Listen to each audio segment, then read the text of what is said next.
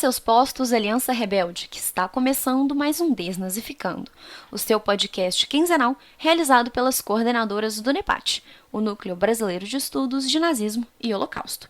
Aqui quem fala é a Ana Viana e hoje nós vamos dar início à nossa nova série aqui no Desnazificando, a série sobre as organizações do Terceiro Reich.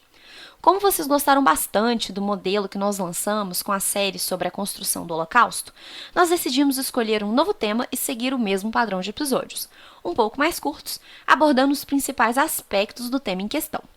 Na nossa nova série, nós vamos responder a seguinte e muito recorrente pergunta: como funcionava o Terceiro Reich?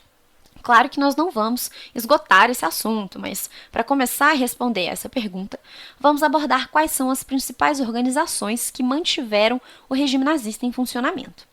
Todo mundo já deve ter ouvido falar nesses nomes: SA, SS, Gestapo, Einsatzgruppen, enfim. O que todos esses nomes queriam dizer? Como era o funcionamento dessas organizações? Quem as comandava? Como era essa cadeia de comando? Todo mundo que estava lá tinha que obedecer cegamente ao Führer? Bom, analisar as instituições que compuseram o Terceiro Reich é um passo fundamental para a complexificação que foi o fenômeno do regime nazista. E também é essencial para a gente compreender os diversos graus de responsabilidade que operavam dentro dessa máquina, nem sempre burocrática. Principalmente quando a gente pensa aí sobre a responsabilidade pelo extermínio. Então, tentando responder essa pergunta, nós vamos tentar entender melhor como essas organizações funcionavam e colaboravam para manter o regime nazista em ação. Hoje, no nosso primeiro episódio, nós vamos começar do começo e olhar para uma organização que está lá desde o início do regime e foi muito importante para as decisões que foram tomadas ao longo do Terceiro Reich, a SA. Mas antes da gente entrar propriamente no nosso tema de hoje, eu tenho um agradecimento super especial para fazer.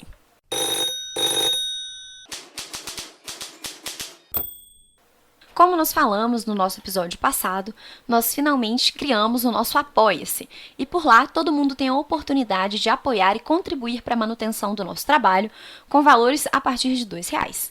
E agora eu gostaria de agradecer muito às nossas duas novas apoiadoras, a Luciana Lambley Pereira e a Letícia Alves. Muito obrigada por apoiarem o Desnazificando e as outras iniciativas do NEPAT. Isso faz toda a diferença para a gente, já que, como vocês sabem, nós somos um projeto independente. Então, cada contribuição, de fato, é essencial para manter todos os nossos projetos vivos. Então, muito obrigada, meninas, e eu convido a todos que gostem do nosso trabalho a darem uma olhadinha e verem as suas possibilidades. Caso vocês não possam ou, enfim, não consigam contribuir nesse momento, só de divulgar o nosso apoio se você já está ajudando a gente bastante. Agradecimentos feitos, agora sim, vamos lá? Muito que bem. Então, em primeiro lugar, para a gente começar aqui a nossa pauta, a gente tem uma pergunta importante para responder. O que diabos quer dizer SA? Essas letras são uma abreviação. Elas são a abreviação do termo em alemão Sturmabteilung, que pode ser traduzido como divisão de assalto ou tropa de assalto, aí em bom português. O termo em inglês talvez já seja conhecido por alguns de vocês, principalmente os fãs de Star Wars, os Stormtroopers. Mas o que esse pessoal fazia? Né? Quem que era esse povo? De acordo com a Enciclopédia Britânica, a SA era uma organização paramilitar, cujos métodos de intimidação violenta desempenharam um papel fundamental na ascensão de Adolf Hitler ao poder. Mas, bom, a história das organizações paramilitares associadas a partidos na Alemanha começa bem antes da SA, bem antes do Partido Nazista e bem antes de Adolf Hitler. Então, a gente vai voltar um pouquinho aqui no tempo e a gente vai fazer uma breve parada no final da Primeira Guerra Mundial. Quem acompanhou o NEPAT provavelmente já sabe, eu mesma já falei sobre isso milhões de vezes por aqui e lá no nosso Instagram. Com o fim da Primeira Guerra Mundial, a gente teve ali um momento traumático na história alemã. Condenados a pagar indenizações caríssimas, encarando ali uma dura restrição às suas forças armadas, a Alemanha também perdeu vários territórios coloniais e ficou de quebra com uma profunda crise econômica e social. Dá para imaginar a indignação popular com essa situação, né? E é justamente aqui que começa a nossa questão. Dentro das tropas, os veteranos de guerra tentavam encontrar uma explicação para essa situação. Afinal de contas, como podia um império tão incrível quanto o alemão, com uma tradição militar de dar inveja e uma disciplina louvável, perder esse conflito que era tão importante? Nessa busca por dar sentido ao momento vivido, começaram a pipocar no país uma série de teorias conspiratórias, sendo que a mais famosa delas é a da facada pelas costas. Reza a lenda, então, que o exército alemão havia sido traído por um inimigo interno, e assim, a sabotagem que teria acontecido dentro das próprias forças armadas teria sido a causa para a derrota. É claro que nem todo mundo acreditava nisso, mas o fato é que tinha um bocado de gente que acreditava. Gente suficiente para criar organizações de veteranos que faziam uma campanha vigorosa pela volta do velho sistema imperial. Vale lembrar que esse sistema foi destruído com a proclamação da República de Weimar no finalzinho da Primeira Guerra. A mais importante dessas associações foi a dos Capacetes de Aço, a Liga dos Soldados do Fronto, que foi fundada em 13 de novembro de 1918. Ela foi inicialmente projetada para ser uma fonte de auxílio financeiro para os velhos soldados. Mas logo, as ações dessa liga acabaram desembocando aí em uma série de ações violentas. Como coloca o historiador Richard Evans, e aqui eu o cito, a Alemanha fracassou em fazer a transição de tempos de guerra para tempos de paz após 1918.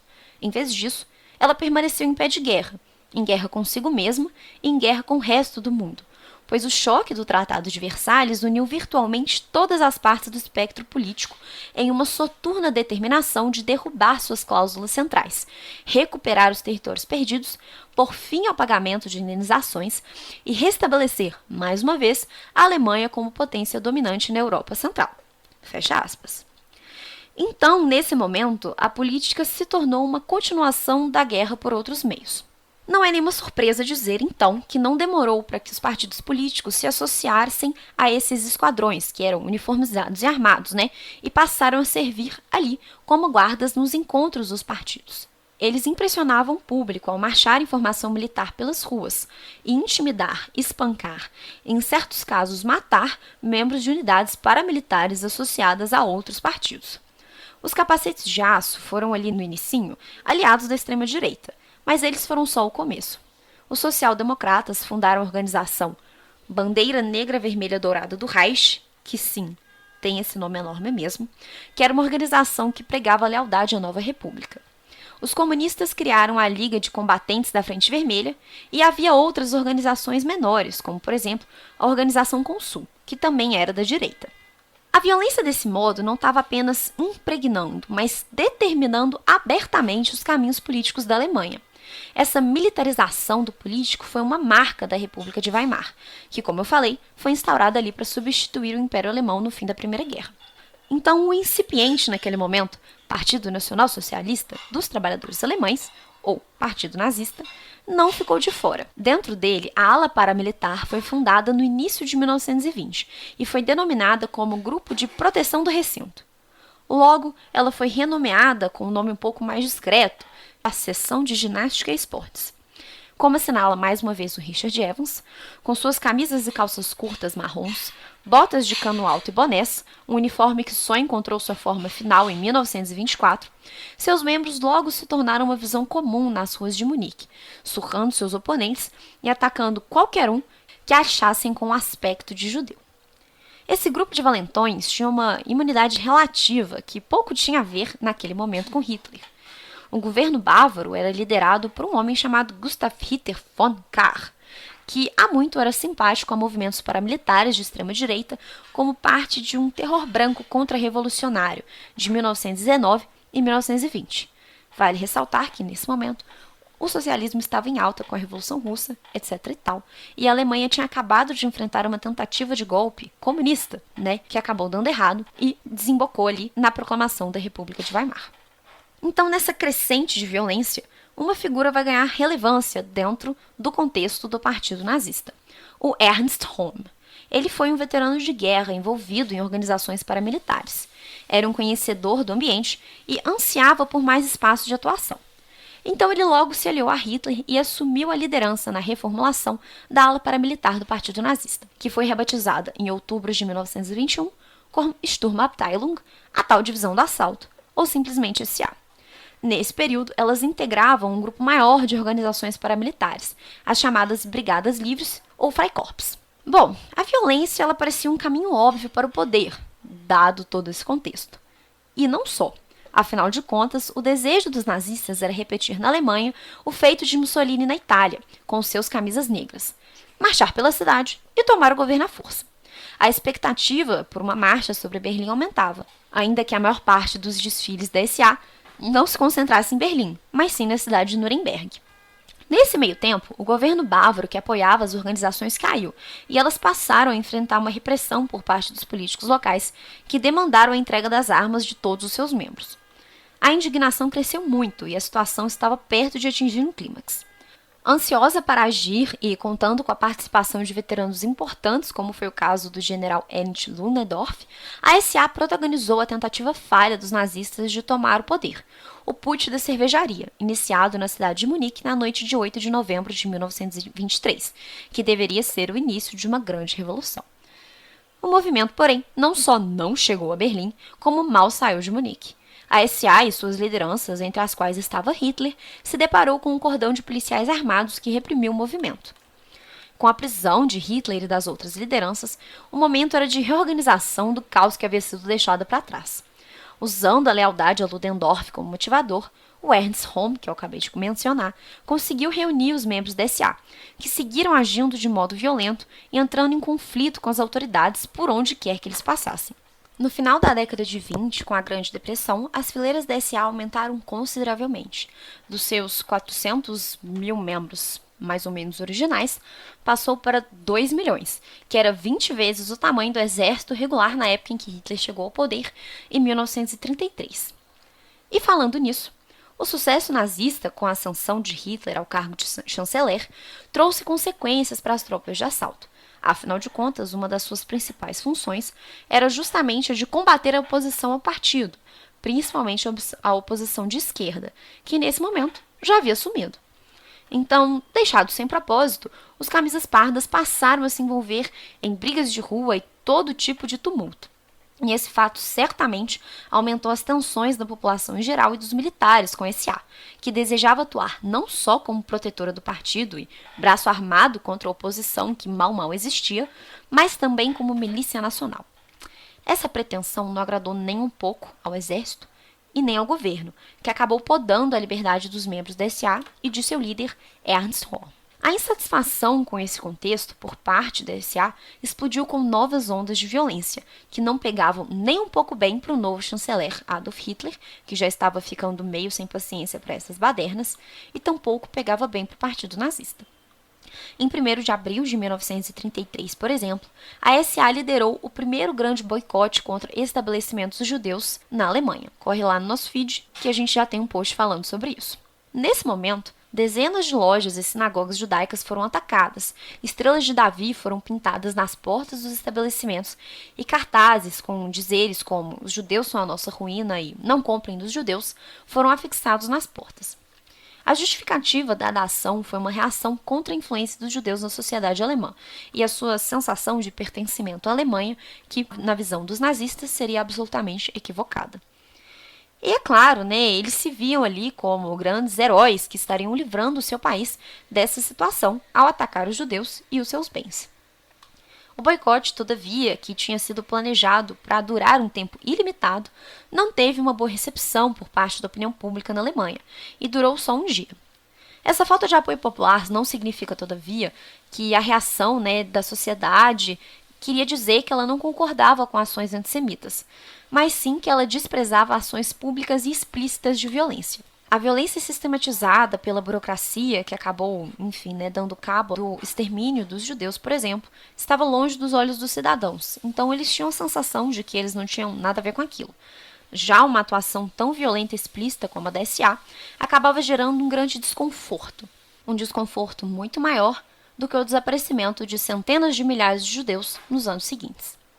Para tornar essa situação ainda mais delicada, começaram a circular boatos entre as lideranças locais sobre um golpe de Estado, uma noite das facas longas que seria liderada pela SA.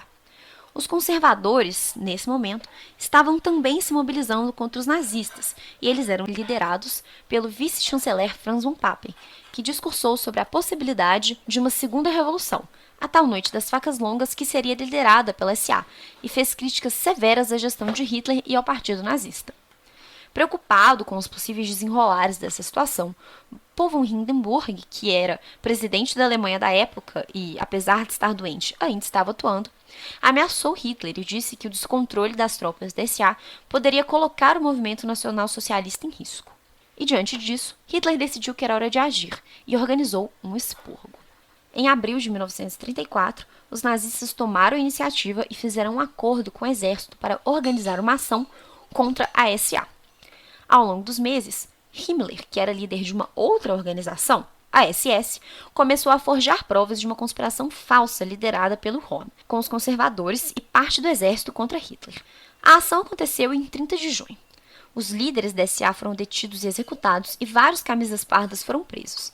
Os nazistas também aproveitaram a oportunidade para eliminar todos os seus adversários políticos no governo, assassinando, prendendo ou ameaçando políticos conservadores, católicos e até mesmo militares. A escalada do expurgo foi considerável e pelo menos 85 pessoas foram executadas ilegalmente. Apesar da evidente ilegalidade do expurgo, as autoridades judiciárias não manifestaram nenhuma objeção e aprovaram uma lei retroativa conferindo legalidade à ação. Mesmo com a confusão que a Noite das Facas Longas gerou na população, a propaganda do ministro Joseph Goebbels foi super eficaz ao retratar Hitler como uma liderança forte, que havia intervido em um momento-chave para salvar a população da ameaça que era representada pela SA. Além disso, a maioria das pessoas estavam simplesmente aliviadas de se verem livres ali dos excessos dos camisas pardas. Vale ressaltar, por fim, como afirma o Richard Evans, que embora não ameaçasse mais o exército ou o Estado, o potencial dos camisas pardas para violência e agressão sobreviveu. Punida, reduzida em número, privada de autonomia e, segundo afirmavam os líderes nazistas, expurgada dos elementos mais extremistas, violentos e corruptos, a SA, não obstante, permaneceu uma fonte de violência sempre que o regime escolhia fazer uso dela, e às vezes, mesmo quando não escolhia. Não é demais lembrar que a SA participou da famosa Noite dos Cristais, um grande pogrom que foi realizado contra os judeus em novembro de 1938. Então sim, a SA sofreu um expurgo, mas ela não sumiu e seguiu atuando aí nos próximos anos do regime nazista. O expurgo de 1934, como a Maria analisa dentro da sua tese de doutorado, simboliza de maneira surpreendente o estabelecimento do Terceiro Reich como uma ditadura. Voltando-se contra seus próprios adeptos e em prol do estabelecimento do poder, já é possível ver o início da criação de uma atmosfera de constante perigo e vigilância, na qual todos estão sujeitos a tornarem-se inimigos do regime. Lembraram de alguém? Pois é. Esse é um dos momentos que demonstra o início do totalitarismo na Alemanha, como analisa Hannah Arendt, quando nem mesmo seus integrantes, os integrantes do próprio movimento, estão a salvo. A SA, como eu mencionei, não sumiu, ainda que tenha perdido a sua importância, que era tão grande nos anos iniciais do regime. Assim como a Constituição da República de Weimar, que nunca foi suspensa ou substituída, apenas largamente ignorada pelo Terceiro Reich, a SA seguiu participando das ações do regime nazista, mas como coadjuvante de uma associação mais bem organizada e mais eficaz, além de ter uma aparência um pouco menos fanática, ainda que não menos violenta, apenas violenta de modo diferente, a Schutzstaffel ou simplesmente SS. Mas bom, gente, essa é uma conversa que vai ficar para o nosso próximo episódio dessa série. Eu espero que vocês tenham gostado e tenham dado para conhecer um pouco mais sobre a SA. Peço que vocês deixem aqui os seus comentários e as suas impressões e contem pra gente se vocês sabiam ou não sabiam sobre as informações que a gente trouxe aqui nessa pauta. Então, é isso, pessoal. A gente se vê no próximo episódio. Beijo, tchau!